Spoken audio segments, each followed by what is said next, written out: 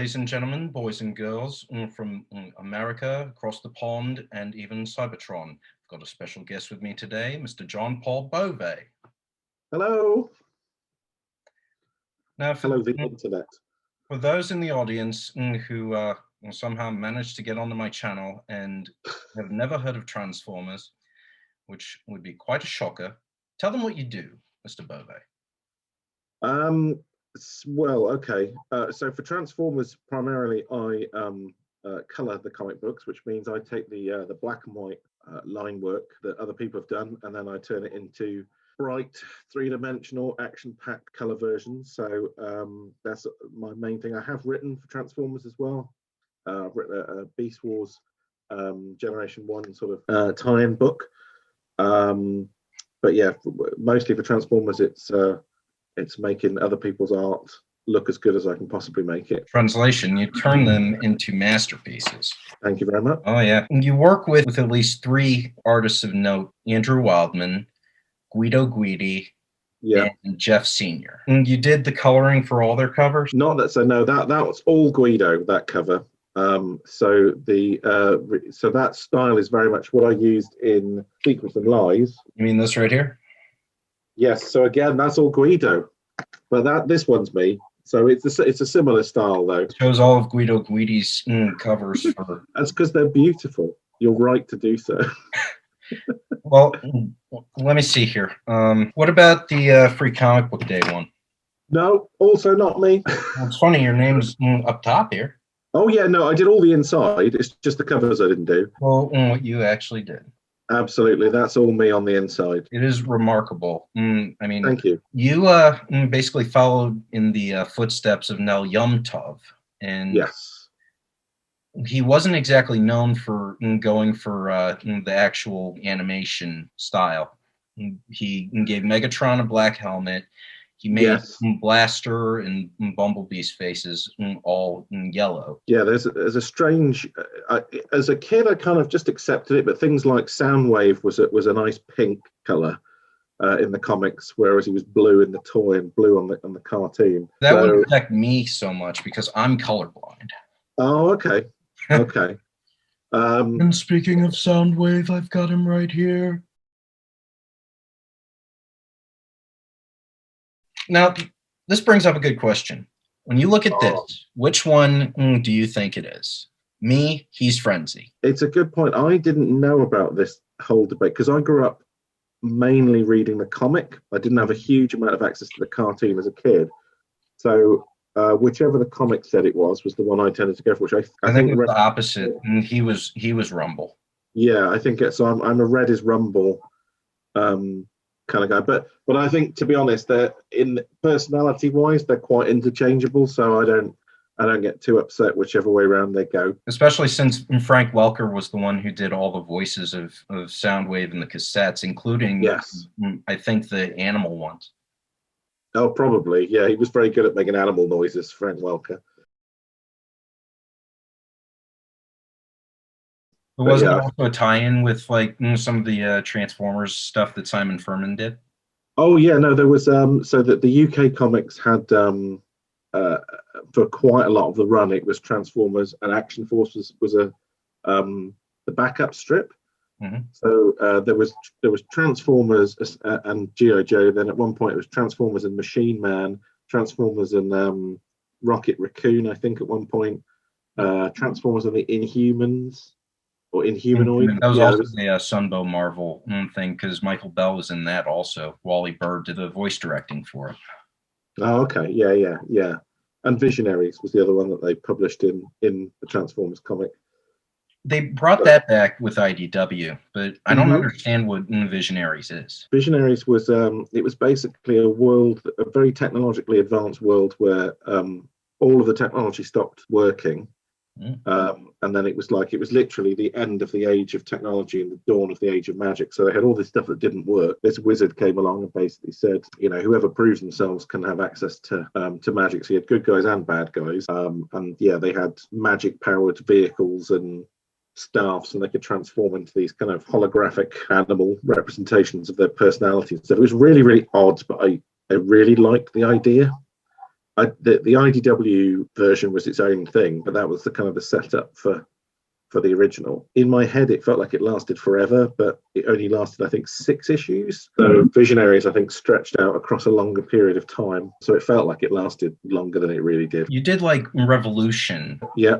So, well, I did bits and pieces. I did largely the Action Man tie-in book that went along, that kind of ran alongside it, that had Cup and others in it. It's a difficulty with any tie-in book is trying to find the balance between, can you read, so if you're into Transformers, can you read the Transformers books and it all still makes sense? It still holds together. But yeah, I think it's like, like with Marvel Civil War was one where the main book kind of followed the big events, but then the side books all kind of followed the more personal fallout from those things. And when you're given an assignment, like for instance, Simon Furman in Regeneration 1, and decide to resurrect the Marvel, how would you prepare for a job like that? Would you have color models? Would you have, I don't even know where to begin. It's your well, so obviously Simon, he isn't the one that gets the say as to who does what in the book. So Simon obviously writes the script, and with this one, it was very much, Andrew Wildman, IDW wanted to do something with Andrew. They're always wanting to do something with Simon.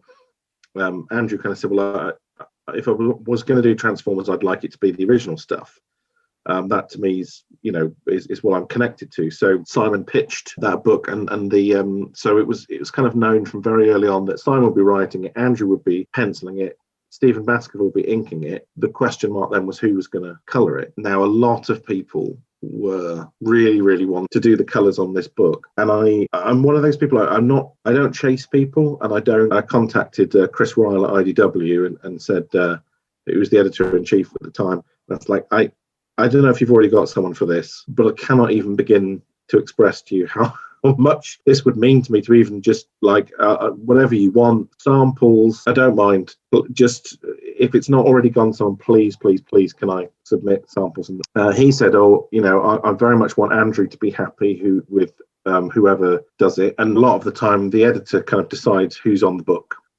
For this one, I want Andrew to be happy and the editor. So I didn't know them very well, but I knew Simon and I knew Andrew over the years. There'd been various conventions that they'd been at and spent a little bit of time with them. Yeah, I was sent some samples, a sample of the cover. In fact, the cover that you showed a minute ago for issue 0.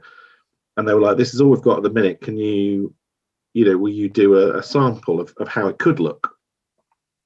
Oh, in fact, no, yes, they sent me that. They did. And then they sent me one page from the interior. Which that was?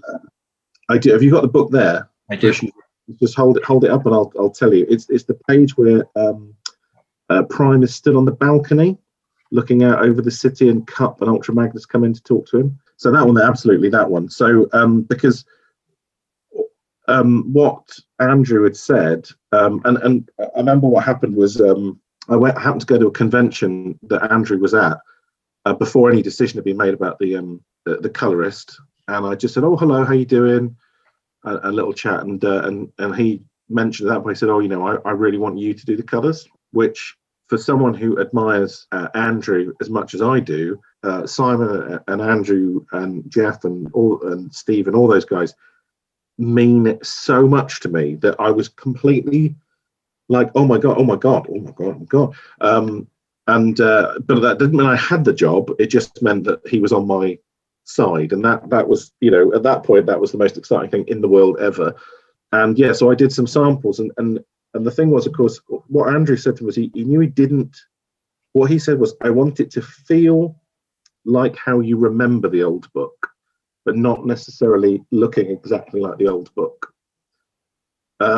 Which sounds simple when you say it, but when you actually start coloring, you think, okay, what does that mean? Yeah, so it was kind of like, how do we do it? So I think I did 6 or 7 different versions of that page, each with a different style to it. So one was super modern, lots of textures and things in there, all the way down to very, very flat, and then what kind of we ended up with, which is something in the middle, but it does have things like glows and effects like that. So color hold, which is when you the line work isn't just black.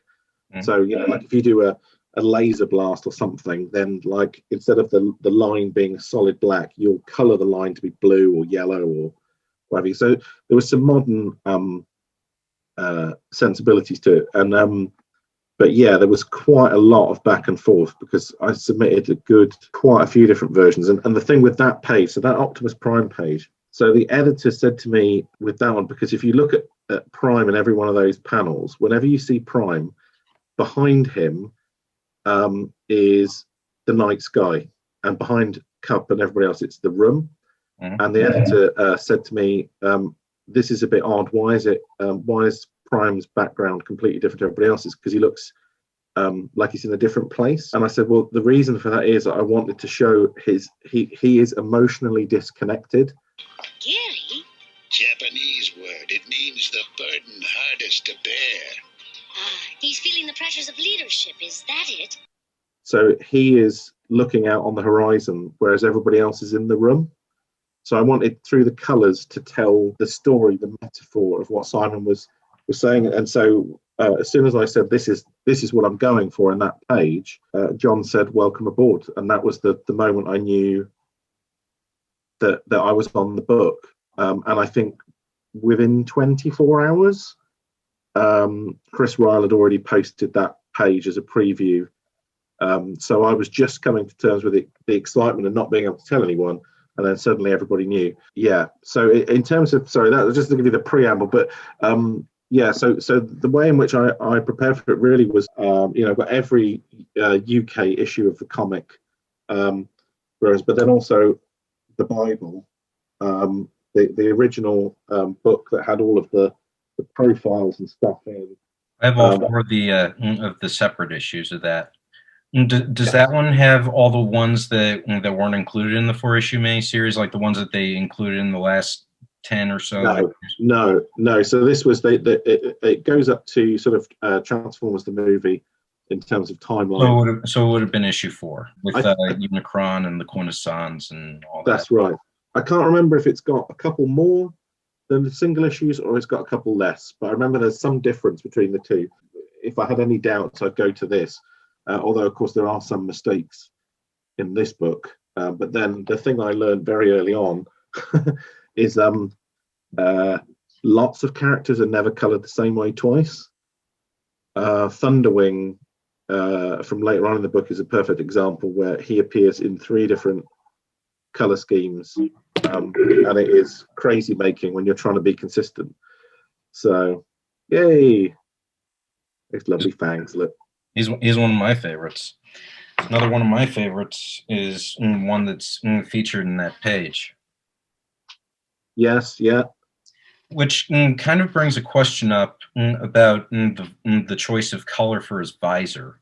Oh, yes. In the original UK run with Ultra Magnus, did he have a yellow visor then? I think so. Without having the stuff to hand, I think so. The thing was between the for a lot of it, if they'd never appeared before in the US stuff, I generally took their UK appearances. But then there were the whole thing with Ultra Magnus was his legs and his groin were very different depending on which version you looked at. And I think I might have made up my own hybrid of his various color schemes in that one. And the other one that I did that to was Springer. Actually, I changed Springer. Because in the UK comic, he's just green, green with green and shades of green, and I really didn't like that. So I decided that because he hadn't actually appeared in Marvel US and it's not the UK continuity. Yes, yeah, I thought, well, I'm going to give him the yellow chest just to break him up.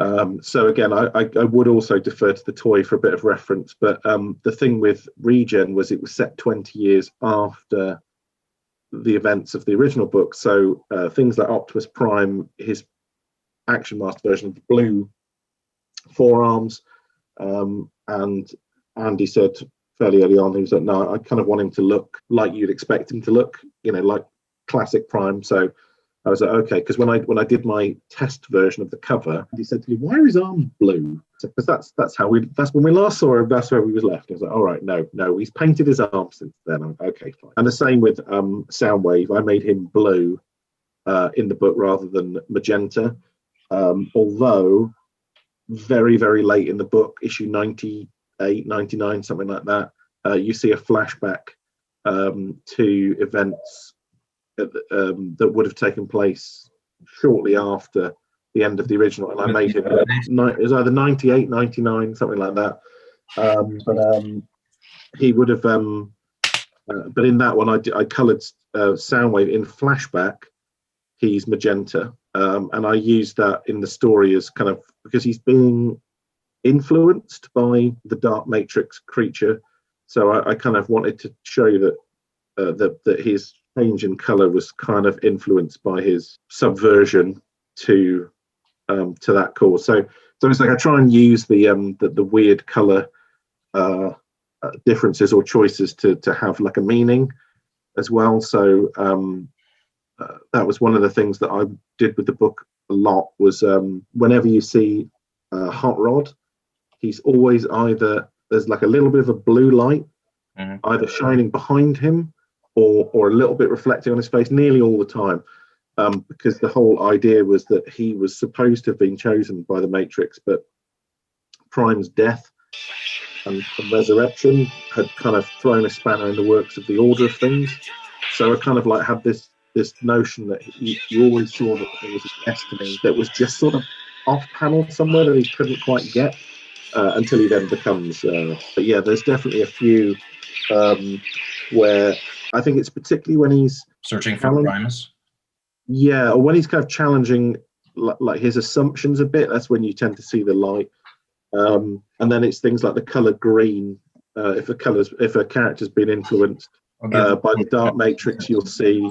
Yes, Rod is definitely one of my all-time favorite characters. Him and Rodimus Prime. I mean, yeah, I really like them a lot. You were 6 years old when the movie came out, right? Yeah, that sounds about right. 6 or 7, yeah. So how did you react when Optimus was killed off? I don't remember I didn't go see it in the cinema, so I probably would have been, by the time it came out on video to rent, probably would have been another year later. So I don't know.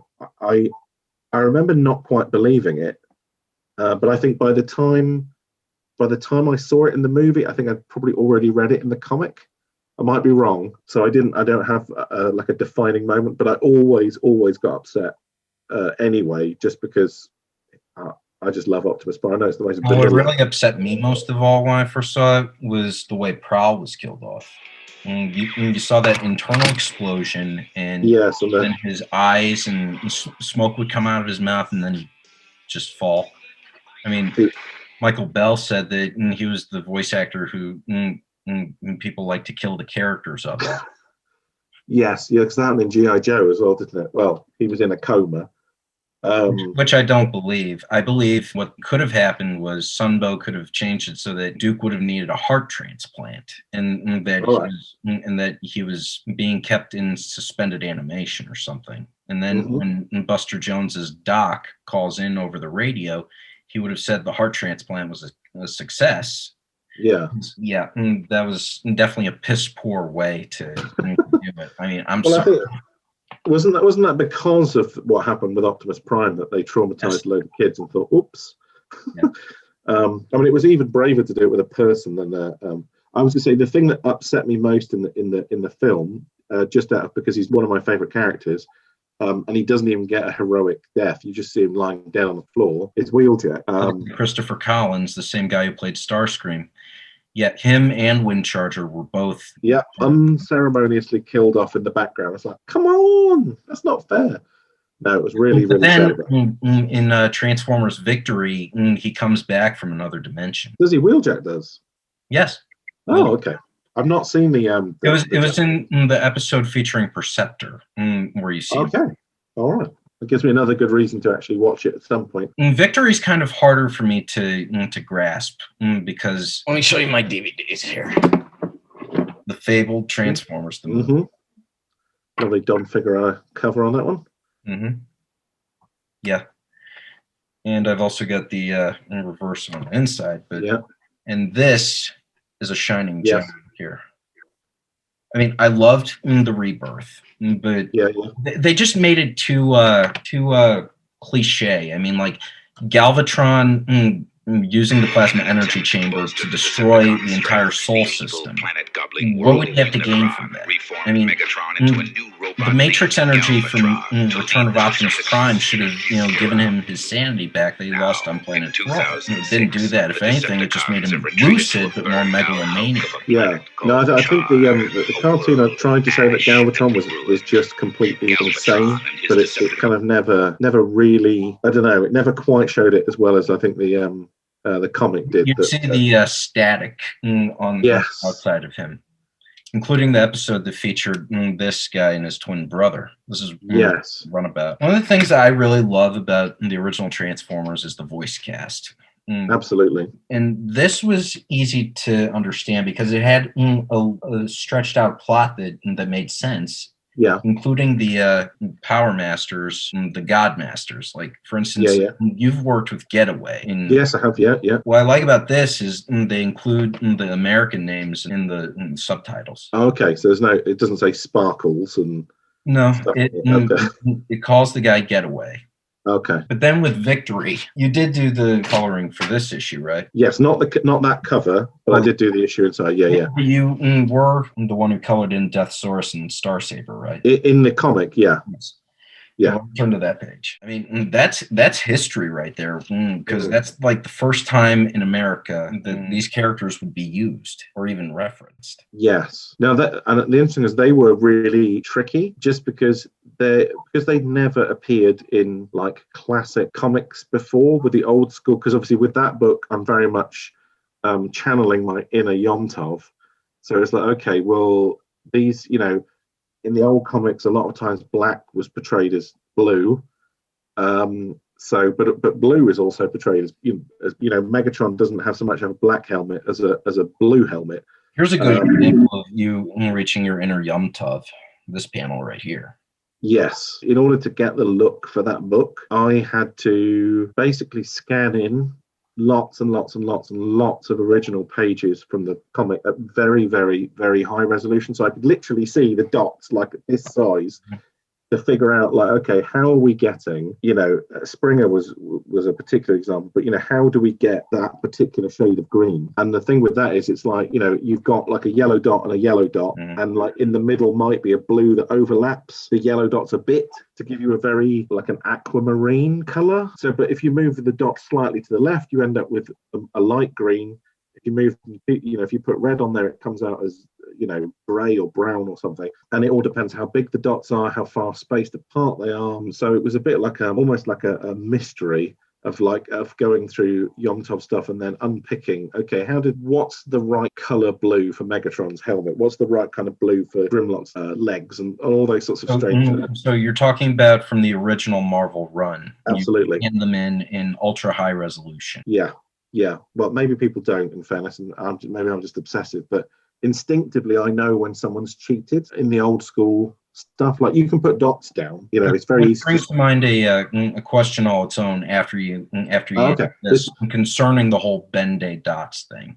Yes, because you can in Photoshop you can pretty much click a button and it will break it down into dots. But the thing is, not everything in those books or any books is all dots. So Optimus Prime's red is solid yellow with a solid magenta over the top. If you ask Photoshop to color it, it turns it into 1,000 dots. The same with Ultra Magnus. Exactly. So his red is a nice solid red, but things like his blue is a solid cyan, I think. But then it's like, to do the shadows, I used red dots to make an indigo, like a dark blue-ish sort of thing. And even like there with the fire pit, you've got red, you've got orange, which is made of yellow with red with magenta dots on top.